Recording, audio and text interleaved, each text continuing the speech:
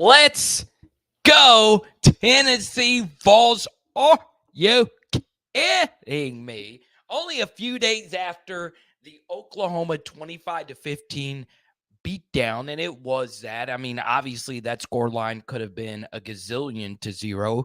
Tennessee calling off the dogs, if you will. And then, of course, as I pointed out, no one else pointed this out. Oklahoma got away with a pretty blatant penalty on the field goal, the last one that Tennessee scored, and they could have gone on to score a touchdown. So there are so many things about the Oklahoma game I want to break down, but also as Tennessee heads into the bye week, what do we expect out of them for the rest of the season? What I want you to do is think about college football in this way, right? I oftentimes see college football YouTubers in a chat poll or just in general bring up this question: how many games will so and so win? And that's a fine question, right? It's a very open-ended question. It's a general question. You don't have to know a lot about football to just give your opinion on how many games will Tennessee win. But what I like to do is take a look at it from the opposite viewpoint. How many games will Tennessee lose, right? Because at this point, it is more important to avoid losses than it is to win games, right? Every college football conversation is about how many games did you lose, okay? So while Tennessee is on a bye week, you will get to witness the two teams that everyone probably has Tennessee losing to before the season: Alabama and Georgia. All right, that's going to be the big focus. Okay. Do I think Tennessee wins both of those games? I do not think so. But they will lose at least one of them. Okay. I don't think that they go 0-2 versus those two teams this year. I also could see a world where they do go 0-2 and they still end up making the playoff. That's why the Oklahoma game was so big.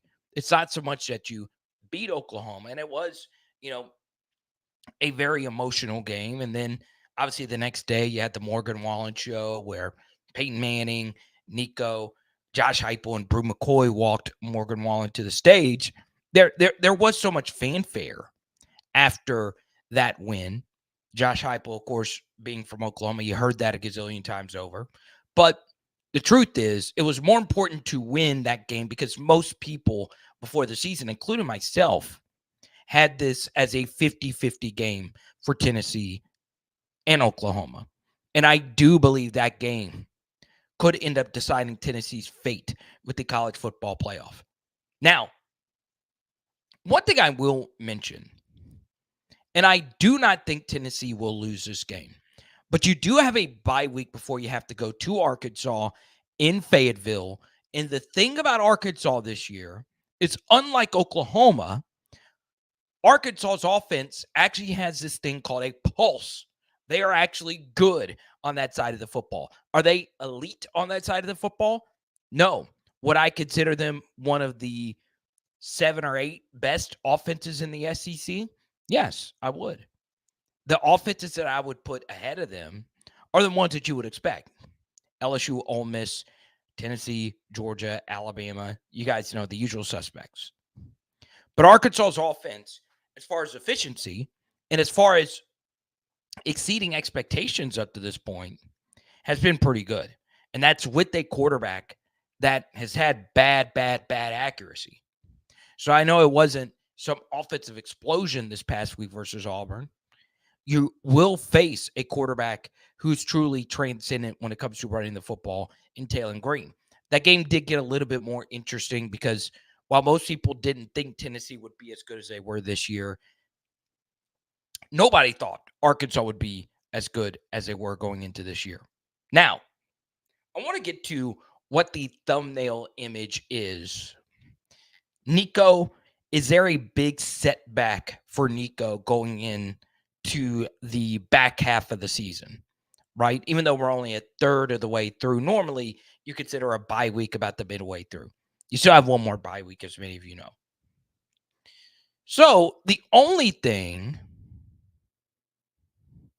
that is holding Nico back is the lack of close games. There really hasn't been a game where Tennessee has needed Nico to go out there and win it for him. Iowa, blowout game, defensive touchdown in it, Iowa offense involved. Nico played very, very, very well, but he didn't need to go out there and play elite. And as many of you know, Tennessee has blown out every single team that they've played. Pick six in the NC State game, and then, of course, the defensive suffocation of the Oklahoma offense. So we have not seen Nico actually be in a quarterback duel or actually be in a close game up to this point.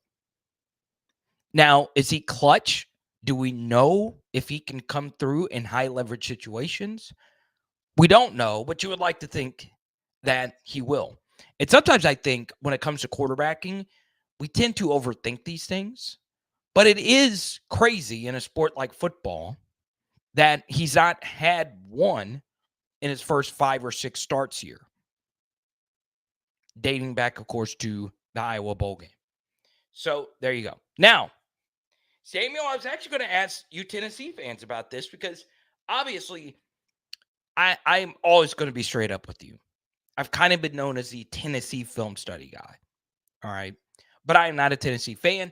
I don't follow the program as closely as a lot of you watching this program. And that's okay. That is perfectly fine. All right. I want this to be a place where Tennessee fans can talk about their program freely. I come at this from an objective standpoint. Are there some Tennessee fans that I love or some players that I love? Yeah. I was a huge, huge Peerless Price fan growing up.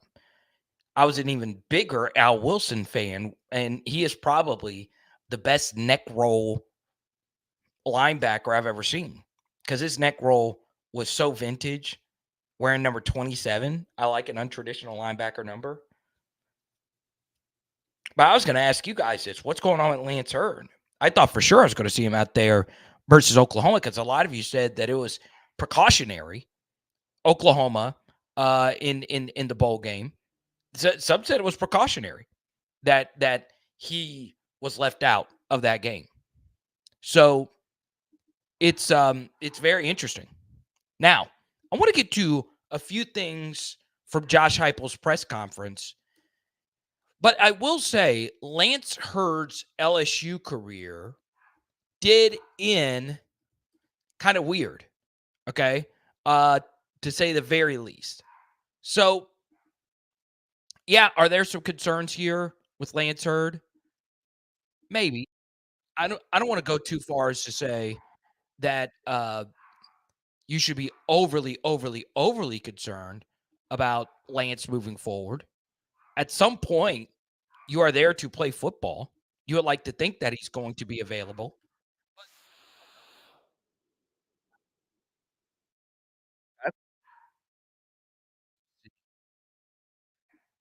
Let's get to some Josh Heupel audio really quickly, and I'm gonna deal with my dog that's going crazy. I think someone's trying to break into my house. Huh? Huh? Huh? But I wanted to get to some Heupel stuff, some Heupel audio before we get to the next topic here, which is can Tennessee legitimately win the college football playoff? Offensively, our game plan changed as far as possessions, time, different than probably ever been in my career. And special teams were solid.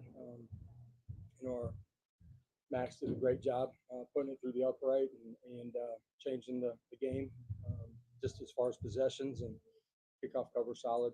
Punt return, I gave up a little bit more than we wanted to, but all in all, solid night there. And offensively, create some big plays at times. Structure change from them, which anticipated a little bit. I didn't know exactly what the structure would look like.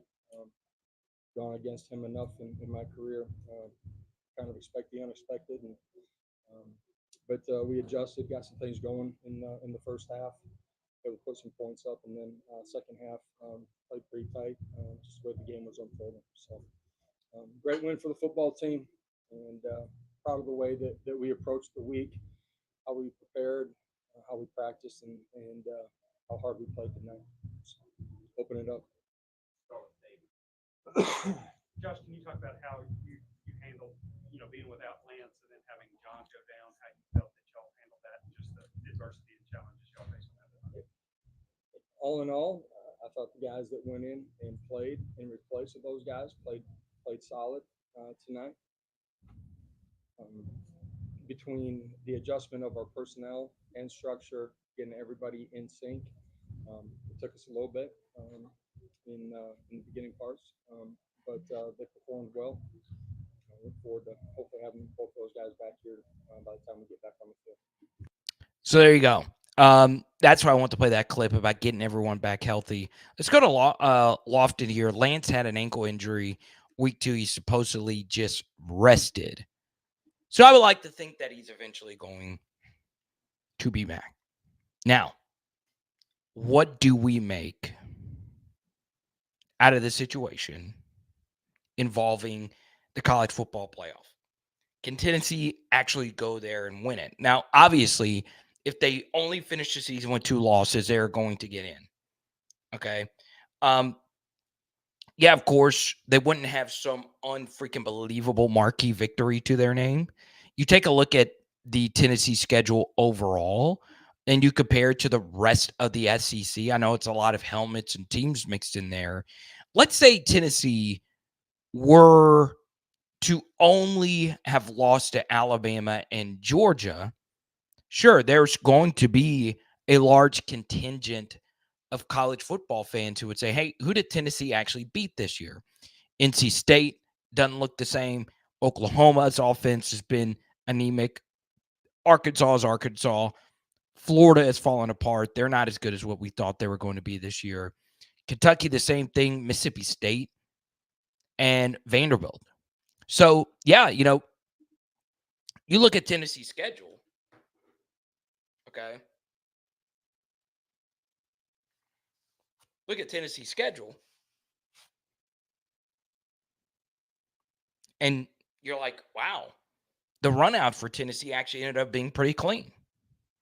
Georgia and Alabama look to be pretty good, and that's what we expected.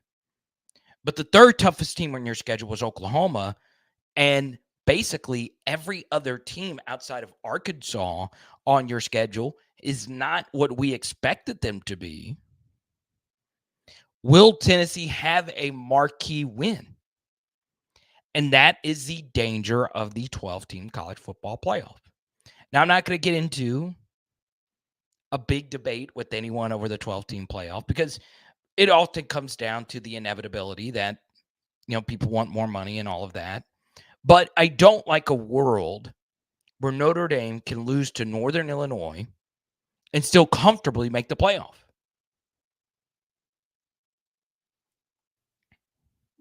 Let's go to Samuel. All I heard is that he's supposed to be ready to play. That's what I heard as well, Samuel. Day before the game, he was ruled out because of injury. It was odd that he didn't travel with the team. I did also find that kind of strange because I was looking for him on the sideline. Hell, I was looking for him on the field.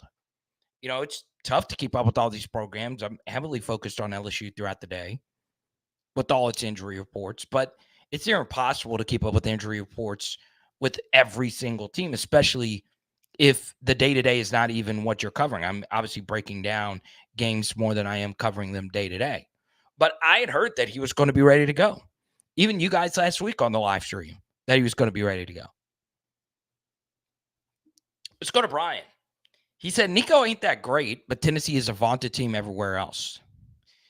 Yeah, I guess that is a fair criticism. Like it's not as if Nico has absolutely positively set the world on fire. But where I would push back, Brian, is number one, I actually do think Nico's great. I do. I have been way in on the Nico train, as you know, Brian. Yeah, I do my own evaluations of every single quarterback in every single recruiting class, at least the ones that are in the top 10 or 15. And I try my best to guess who's going to be the best one. And Nico was the guy that I landed on over Arch and over Dante Moore and whoever else was in that class. Okay, so I actually do think Nico's going to be good. I mean, he's been good up to this point. But will he be elite? We'll see. A lot of it, though, is game script. You have played a lot, and even the most ardent Tennessee fan will admit, you have not played good offenses at all. NC State, obviously, they're without their starter now, but their starter, Grayson McCall, threw the game away on a pick six. Iowa's offense is Iowa's. Oklahoma's offense is definitely bottom three in the SEC right now. Okay. But, Nico is also just a year two starter. And one thing that we have seen, not only in the collegiate level, but the NFL level, is age is starting to become a huge factor when it comes to quarterbacks. Huge factor. And maybe, unless you know for daggum certain that this guy is special, a year two starter at quarterback probably isn't the best route for you to go, right? Go get you a transfer, get you a guy that has at least 1 year starter's experience or someone that knows the system. A lot of the better quarterbacks in the SEC this year are guys that have been through it. Guys that have been through it. I mean, I think, though, Nico will begin to start really playing better in games where they need him to. But so far, they have not needed him to play elite. They just haven't. Let's go to Boss Hog. Actually, go to Joshua. He got in first. Tennessee hides Nico's growing pains, but at his best, they are championship good. Okay. We then go to Boss Hog. I think Nico is top 3 in the SEC right now. All right. Now we get to the portion of the show, and we'll probably go another 10, 15. If you guys want to go a full hour, feel free to super chat. All you got to do is hit that $sign, and I'll go as long as you want. By the way, let's give this out. I said I would give it out if we hit 10K on the film study versus Oklahoma. We didn't hit 10K. We'll go ahead and get this out right now. How about a Peyton Manning season ticket auto? Well, it's not an autograph. I wish it was. I love this card. Okay. You want to know why I love this card? All right. This is the ticket variety. All right. I'm a Contenders fan. It's my favorite set. I do a football card show every week as a part of the nooffseason.com network. Okay. We talked about this earlier today. Contenders is my favorite set because they make cards that look like actual tickets. And on the back of it, it actually says Neyland Stadium. So this looks like a Peyton Manning ticket. So I want to give this out. The first $20 super chat, and by the way, a $20 super chat lights up orange on the screen. First $20 super chat is getting this Peyton Manning card in the mail from yours truly. Okay. Now, I'm about to give you a few cheat codes when it comes to college football. A few cheat codes. And I'm about to simplify offenses for every single one of you. Now, I am not a play caller. I don't think I am close to being a play caller because I've never done it. I've never coached. I think if I had a year or two of learning, I think I could be a decent play caller. But everyone feels that way. We all turn on Madden or NCAA, EA college football, and think we can call whatever. But here's what Josh Heupel does to make things a lot easier for Nico. The biggest cheat code is play action. If you were starting an offense right now, the one piece of advice I would give you is do a lot of play action. Now, one thing Tennessee doesn't do a lot of, or they're not necessarily known for this, is pre-snap motion. Those two things are the biggest cheat codes that you could have in all of football, especially in the modern game. So Tennessee's play action rate is so much higher than basically everyone else. And if it's not the highest, it's top 5, top 10. These numbers fluctuate from game to game. And play action makes quarterbacks' lives so much easier. Now, I would also say play action, I feel, is more effective under center. And obviously, Tennessee doesn't run a whole lot of stuff under center, if at all. Um, but the wide splits help out, especially if you have arm strength like Nico does. One thing I'll say, and I took a lot of heat for giving Nico a ton of credit for the throws that he made versus Oklahoma, because he did have the absolute cleanest pockets and he did have receivers open running in breakers. But what I would tell you is those in breakers that Nico threw this weekend were the most perfect in stride throws a quarterback could have made. The perfect amount of velocity, the perfect amount of guidance for the receiver to just run in. I mean, the Thornton catch was so freaking elite because he didn't have to break stride. That's why the throw was so spectacular, right? There's quarterbacks in the NFL who still haven't mastered that. So I give him a lot of credit there. But do I think Nico is a top 3 quarterback in the SEC right now? I mean, let's see what Jackson Dart does versus an actual defense. But I think he would have to be there. I think you would probably have to put Milroe ahead of him, and you would definitely have to put Carson Beck ahead of him. Okay? And those are 3 for certains at this point. Garrett Nussmeier is probably ahead of him as well. Let's be real. Garrett Nussmeier is definitely ahead of him. But does he have higher upside than those guys I just mentioned? I like to think so. I do. I really, really, really do. So it's very interesting. Let's go to Vol. I love this name. Okay. I really do. Volcano.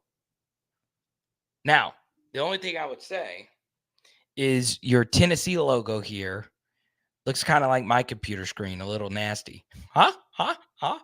But I do like the name Volcano. I get it. Do you think after Nico, they go get a transfer quarterback? Yes. You should always go get transfer quarterbacks. I think it's the most underrated thing you can do. I think next year, Tennessee will be in the market for a transfer quarterback. I believe so. Okay. I would never want my top backup to be a true freshman, ever. All right. Unless he is a 5-star can't miss. Like last year, I was fine with Tennessee having Nico as a backup because they especially knew he was going to be the guy in year 2. But he was also, to me, the number 1 quarterback in the class. That's a little bit different. Okay. But with Nico coming back next year, they're definitely going to be in the market for a transfer QB, as they should. Now, the one downside is while the Tennessee offense is very quarterback friendly, one thing to contextualize the Tennessee offense compared to the rest of college football is the offense is so unique.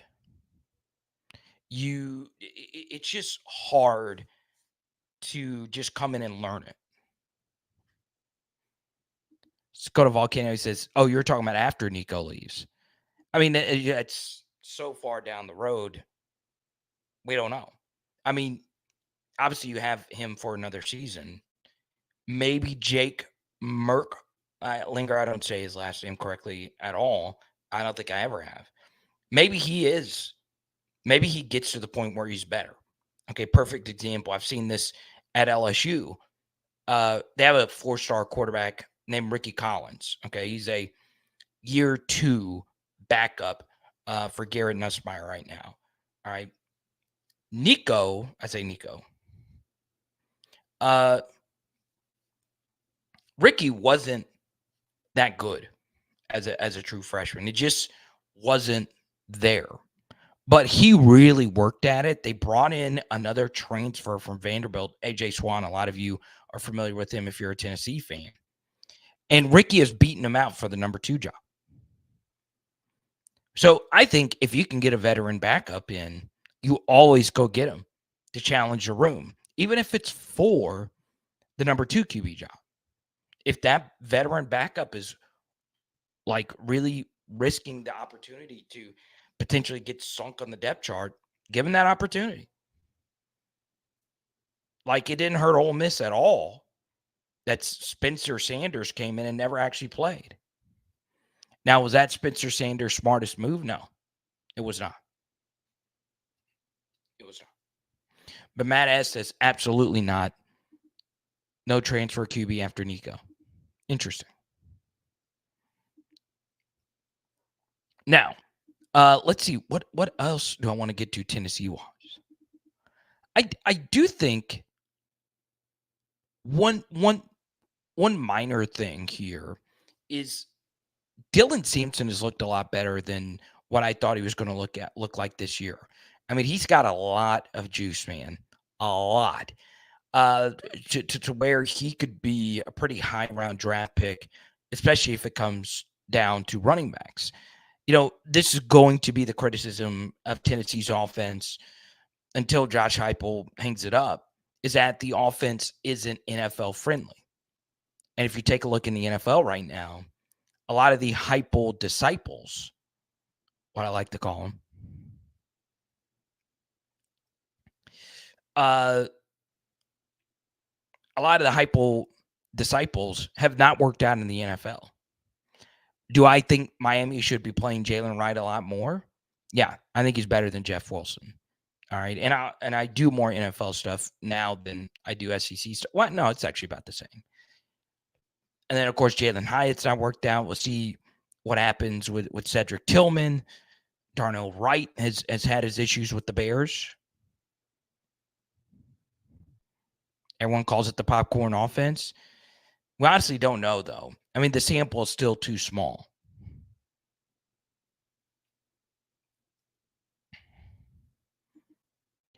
You think I say Nico has started, 5 games now? Should he be on Becker, Milrose level? Yeah, so I'm agreeing with you.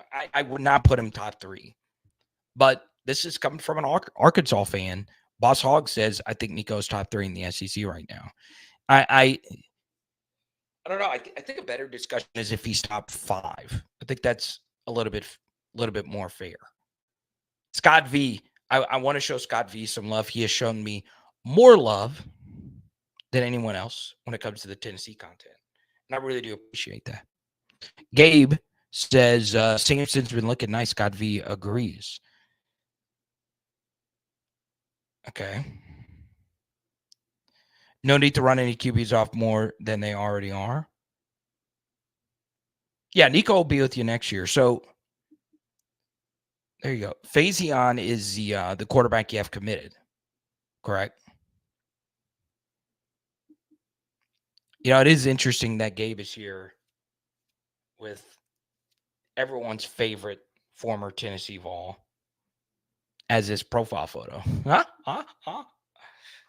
don't think any Tennessee fans tuned into my live stream today and said, hey, I think we're going to see the Liberty quarterback who was once our QB on the stream. That's a thing of beauty, man. So there you go. Now, I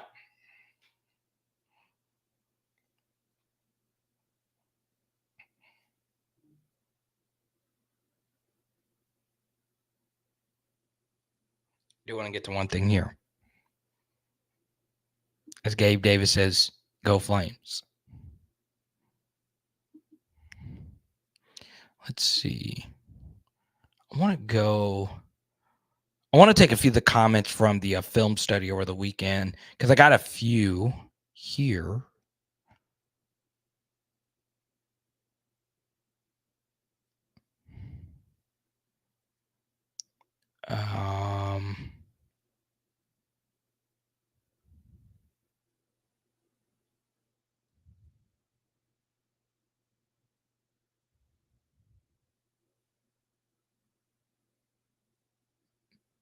All right.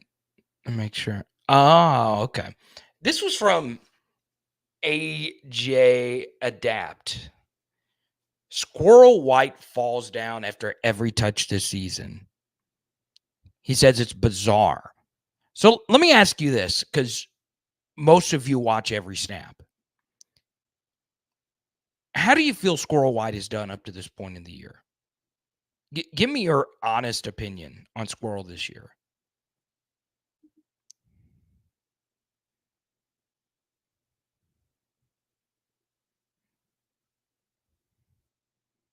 Here's a comment from David on one of my film studies.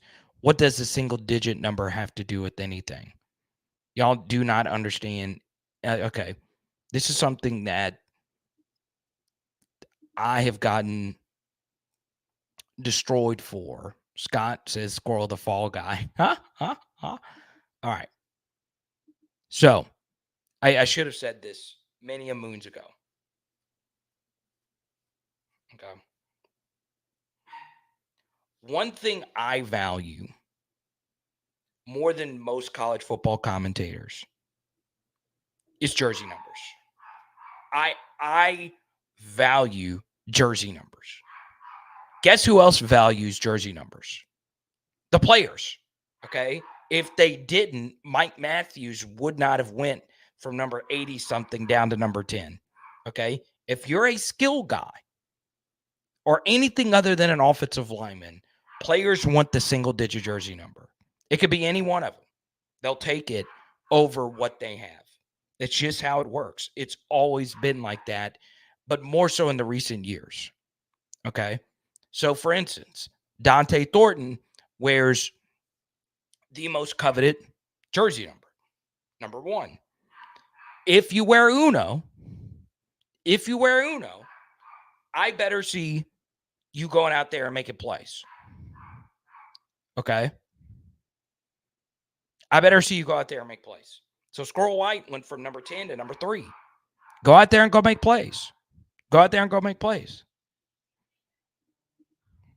Okay. It's just that simple. Thank you, Gabe. Give me number 1 or number 0 any day. So if you hear me say that during a stream, if you wear a single digit, guess what? That matters in recruiting. If I'm a recruit and I see that a sophomore has a single digit jersey number and the whole team has sophomores and they're all single digits are taken up, I want that number. Okay. So if I could promise you in recruiting that you're going to get a single digit, it matters. Like, I'll tell you this. You want to stop the driving issues at Georgia?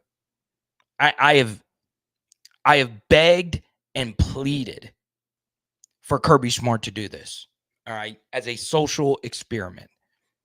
Most of the Georgia players that have gotten into driving incidents, okay, are single digits.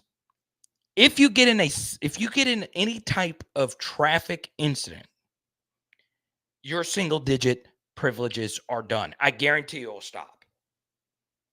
A fine won't stop it because a fine's not public. Okay, there's plenty of boosters that will pay the fine. But a jersey number, I'll rip it off of you. If you're a DB, you get in a traffic incident, you're wearing number 68 next game. You're wearing number 68 next game. And I'm giving that single digit to someone else that really wants it.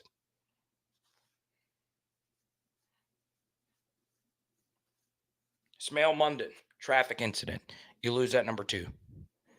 I'm putting you in number 93.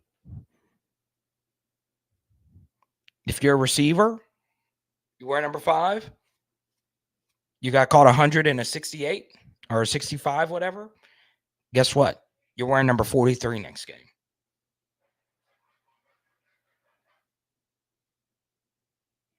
So I get asked that all the time. Well, why do you make a big deal about the jersey numbers? It matters. It matters to players. It for whatever reason. That's why I respect the hell out of Luka Doncic. He came into the league and he said, hell, give me number 77. I was like, for a guard? Let's go. Let's go. In my interview with Lance Hurd, I did a few years ago. You can go back and go listen to it. I said, hey, if you could wear a single digit, would you wear it? He said, yeah, I'd wear number 3.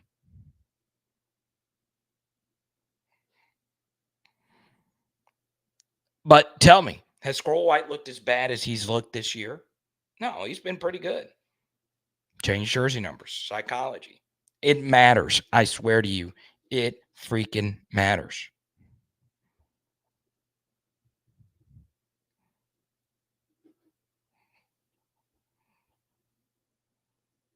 I've seen it at my own school.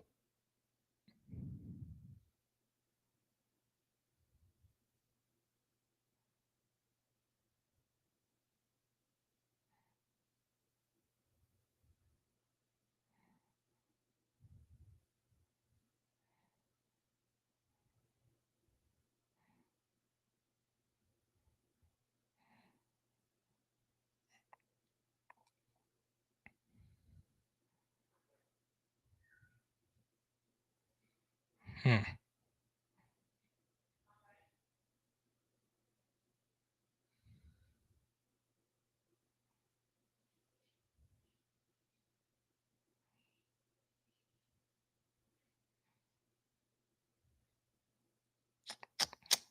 It matters.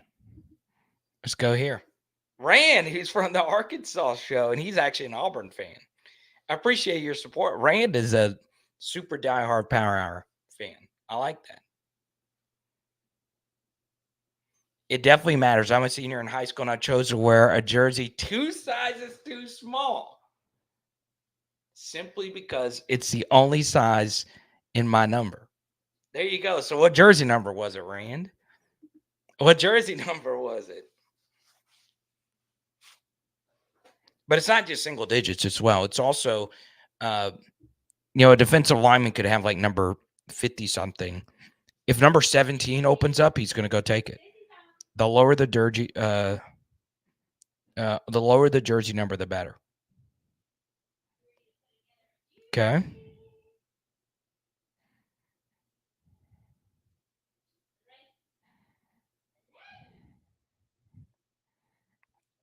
Now, okay, so you're number 11. There you go, Ryan.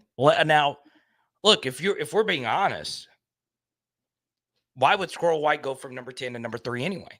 Hey, bub, come home. Hey, bub. Why would I not want to wear number 10? I mean, there's so many good wide receivers that have worn number 10. Cooper Kupp, DeAndre Hopkins. That list goes on and on. But Rand, the best jersey number is number 11 for a wide receiver. I mean, the list is endless for number 11. I mean, so many Hall of Famers. Freaking Larry Fitzgerald wore number 11. Julian Edelman wore number 11. I mean, there's a gazillion 11s.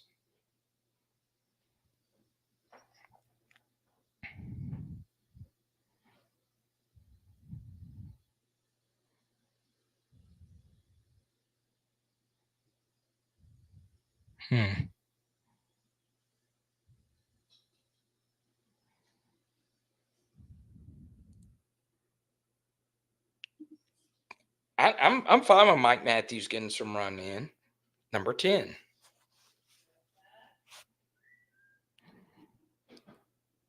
Yeah, I've never understood that, right? My guy Rashid Shaheed went from 89 to number 22.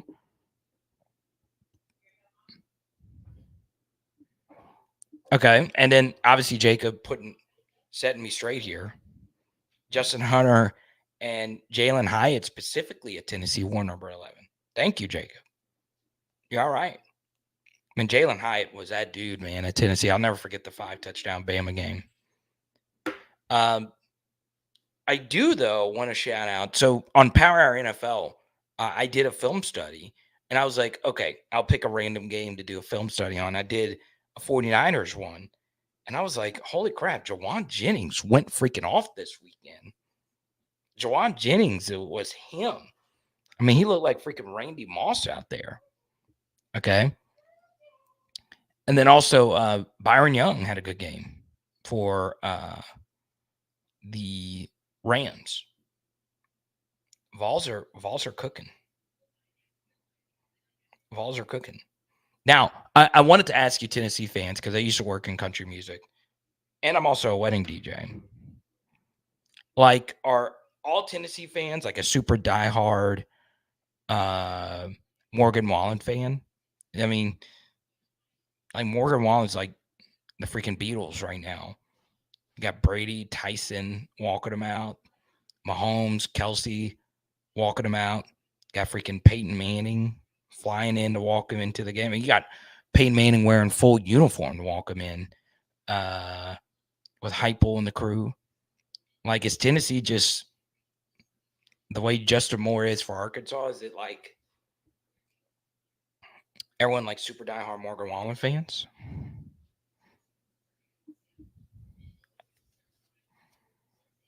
That's cool, man. Play for Troy. There you go. It's personal. Number 11 is a good football number, if we're being honest. It is a good football number. But the best number is number 27 in Tennessee lore. Al Wilson, baby.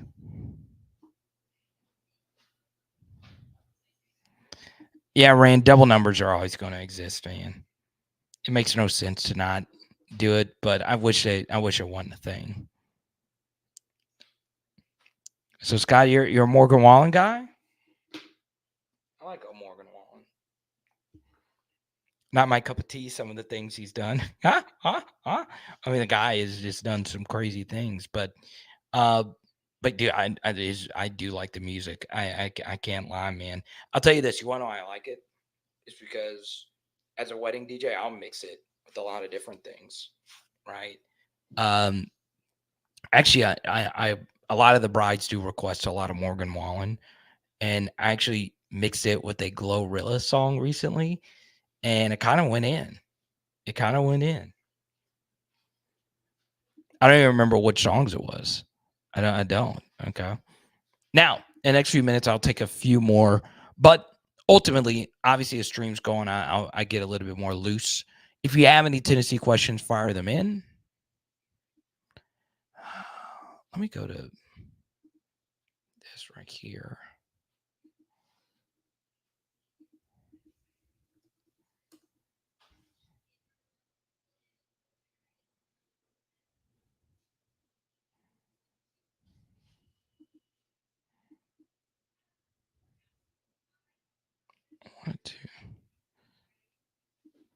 Scott, you had a comment on one of my Tennessee videos recently that I wanted to point out.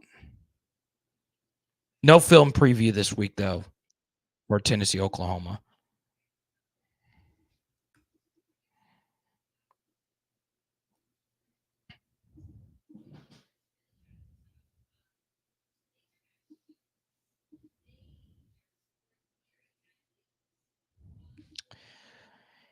Yeah, so I've met most of Lance's family. I think he wants to play. I do. I don't know all the details from this past weekend. Will he play eventually? Yes. Okay. Yeah, well, his music's more geared towards the younger folk. So there you go. Now, that'll just about do it for me. Every single Tuesday, 5 p.m. Central, Arkansas. Well, actually, no. Tennessee streams every Tuesday at 5 p.m. Central. However, you do play Arkansas, not this Saturday, but the next. So next Monday, I do my Arkansas show at 5 p.m. Central. So Arkansas at 5, Monday at 5 p.m. Central. I need all you Tennessee fans to show up. Now, even though we did not get the $20 super chat I was looking for, I am going to give this card out. And I think the person who deserves this card is a person who has commented on under pretty much every single video. And that is Scott V. Congratulations, Scott. This is actually my favorite Peyton Manning card that I own. And it is going to you. Congratulations, Scott. All you got to do, Scott, is send me an email, powerhourscc@gmail.com. And I will mail this out tomorrow.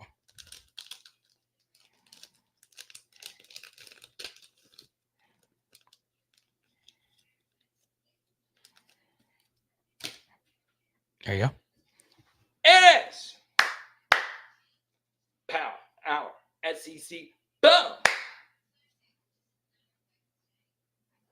And tonight we are doing burgers. Let's go. Or Scott, you can hit me up on Twitter or Instagram at Carter the Power. Let's go.